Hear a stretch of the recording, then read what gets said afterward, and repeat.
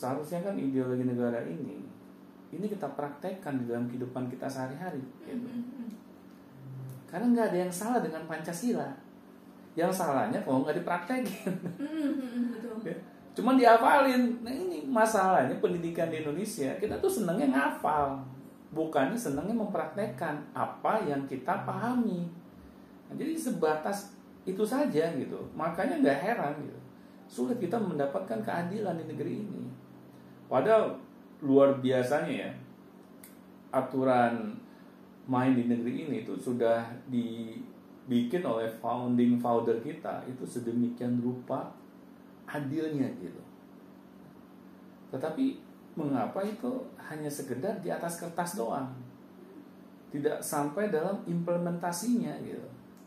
Nah akhirnya nggak heran gitu, kita diacak-acak oleh bangsa luar karena melihat bangsa Indonesia di negeri kita sendiri aja, kita ini sulit akur satu dengan yang lain. Jadi kita ya menjadi bahan tertawaan gitu buat bangsa luar. Jadi kalau bangsa kita ini tidak mau menyadari hal ini ya, malah membiarkan hal ini terus menerus, ya jangan heran negara kita ini bisa pecah suatu saat nanti. Kalau sudah pecah, lebih banyak lagi yang dirugikan. Ya misalnya sekarang banyak nih orang yang merasakan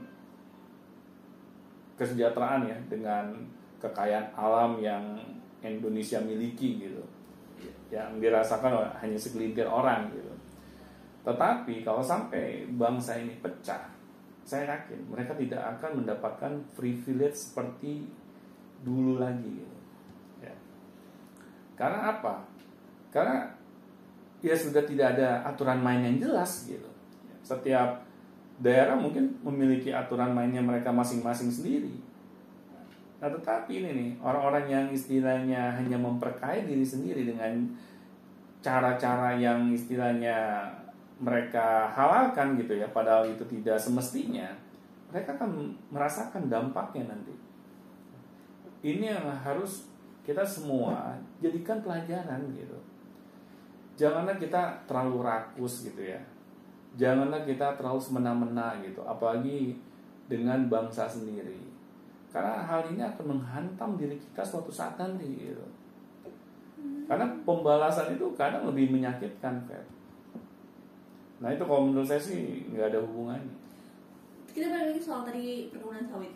Kalau misalkan ada yang ngomong nih Pak, misalnya di pihak pembisnis itu ada yang ngomong ke Bapak misalnya, tapi kan Pak, kita kan mau ngebangun itu, mau membuat perkebunan sawit itu untuk memperkaya Indonesia, maksudnya untuk memperkaya visa Indonesia. Memperkaya diri sendiri ya, mau memperkaya Indonesia, pertanyaannya ya kan, kali, itu. ya buat masuk visa Pak, kan katanya kalau misalnya ekspor impor tuh apa devisa. Devisa. Nanti memperkaya devisa. Indonesia lah, memperbesar per kapita orang Indonesia lah. Itu gimana tuh? Tapi yang merasakan segelintir orang, apa banyak orang? Itu harus menjadi pertanyaan berikutnya. Karena kalau hanya segelintir orang, ya pasti sebagian besar orang akan merasa tertindas. Nah itu bentuk konsekuensinya, Pak. Ini yang kadang kita pengen kelihatannya seperti superhero, ya. Sebenarnya di dalam hati kita itu busuk banget gitu. Masyarakat kita tuh sudah sangat cerdas, udah bosan kita dibohongi sama dulu penjajah, sekarang dibohongi lagi sama bangsa sendiri gitu. Ya bayangin itu suku pedalaman kan yang di Papua. Berarti mereka sadar gitu hak mereka dizolimin. Makanya mereka sampai datang jauh-jauh ke Jakarta untuk menuntut haknya mereka. Orang pedalaman saja itu sudah sangat cerdas gitu, apalagi orang yang tinggal di kota. Mereka sadar gitu selama ini kita ditindas gitu, hak-hak kita diambil. Kita istilahnya memiliki kekayaan alam yang luar biasa di negeri ini, tetapi kenapa kok kita tidak mengalami yang namanya kesejahteraan? Hanya segelintir orang saja gitu yang merasakannya. Nah, ini kan yang harus menjadi bahan renungan kita bersama, Fer.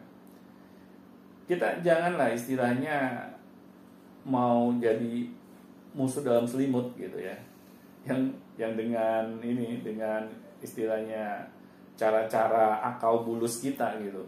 kita mengakali gitu hal-hal yang sebenarnya tidak patut gitu. Ini yang harus kita sadari dan kita mau ubah pola pikir seperti ini. Karena sekali lagi yang saya tadi sudah bahas sebelumnya, ini akan kembali ke diri kita, ya, imbasnya.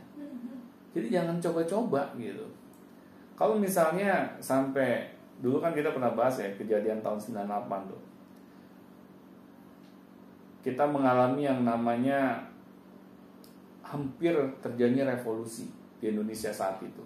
Ya, untung hanya sampai ranah reformasi saja. Hal itu saja udah nggak enak gitu. Karena banyak orang-orang dari yang kaya ya sampai yang setengah kaya itu lari semua dari Indonesia. Ya, mereka sampai minta suaka ke negeri lain gitu karena di negeri sendiri nggak aman. Itu kan akibat ketidakadilan. Masa mau kita ulangi lagi yang kedua kalinya?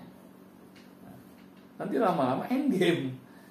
Nah, ini yang harus menjadi bahan gitu untuk kita. Ayo kita perbaiki diri kita masing-masing dulu deh. Kita jangan berharap misalnya pemerintah berubah atau keadaan di luar sana itu menjadi berubah karena yang lebih baik. Tapi kita coba renungi diri kita masing-masing gitu. Apakah yang kita perbuat hari ini itu menguntungkan banyak orang ya, atau hanya menguntungkan diri kita sendiri ya. Atau dibalik deh, apa yang kita lakukan ini lebih banyak zolimnya atau lebih banyak ya keadilannya. Nah ini yang harus menjadi PR buat kita gitu. Kalau kita sadar gitu bahwa selama ini banyak perilaku kita yang membuat kebanyakan orang itu tidak nyaman gitu. Nah mulai dari situ gitu, kita perbaiki. Karena nggak ada yang salah kok kalau kita memulai suatu bentuk kebaikan itu dari diri kita dulu sebelum orang lain menyadari gitu ya. Karena sesuatu itu kadang menular sifatnya.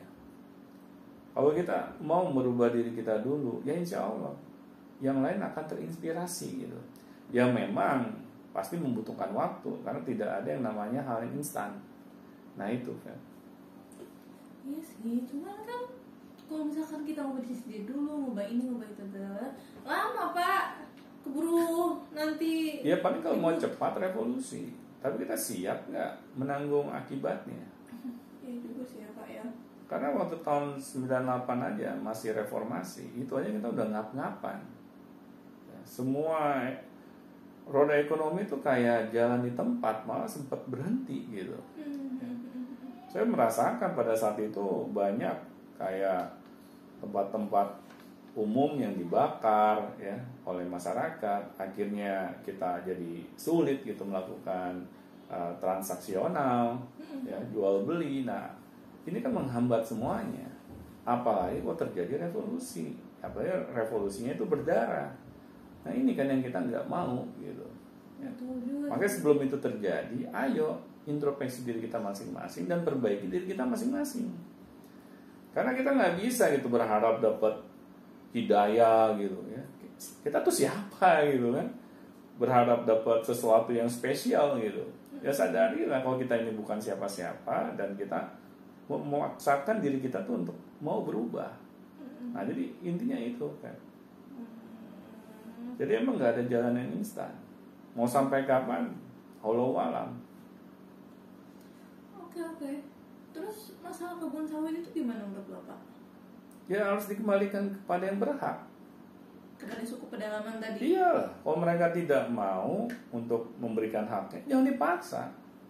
Misalnya kamu deh punya lahan properti gitu, mau nggak ada orang yang dari antah berantah gitu datang terus mengambil alih lahan properti kamu? Kamu mau nggak? Nggak mau kan? Ya begitu pun mereka.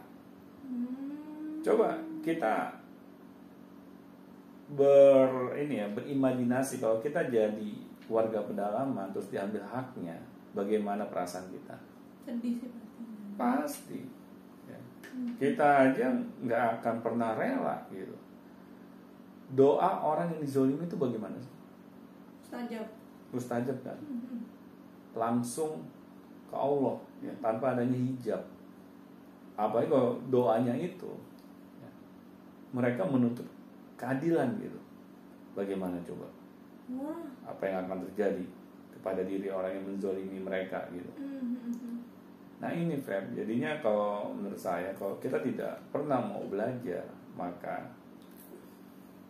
hal yang buruk lah yang akan menanti diri kita ya.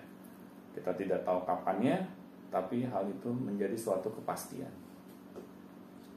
Oke, siap. Oke Feb, ada lagi yang ingin kita bahas? Udah sih, itu aja dulu sih untuk sementara. Oke, mungkin itu saja teman-teman Beyond Education, hal yang bisa kita bahas. Semoga hal ini bisa kita jadikan pembelajaran minimal untuk diri kita sendiri deh. Ya, karena kita tidak bisa lagi menunjuk siapa-siapa. Ya, yang hanya bisa kita lakukan, kita mencoba berbenah diri gitu. Karena hal itu adalah yang bisa kita lakukan saat ini. Kita tidak bisa menunggu esok, kita tidak bisa menunggu nanti. Yang bisa kita lakukan adalah hal-hal yang kita mampu lakukan saat ini. Mungkin itu saja yang bisa kita bahas. Assalamualaikum warahmatullahi wabarakatuh.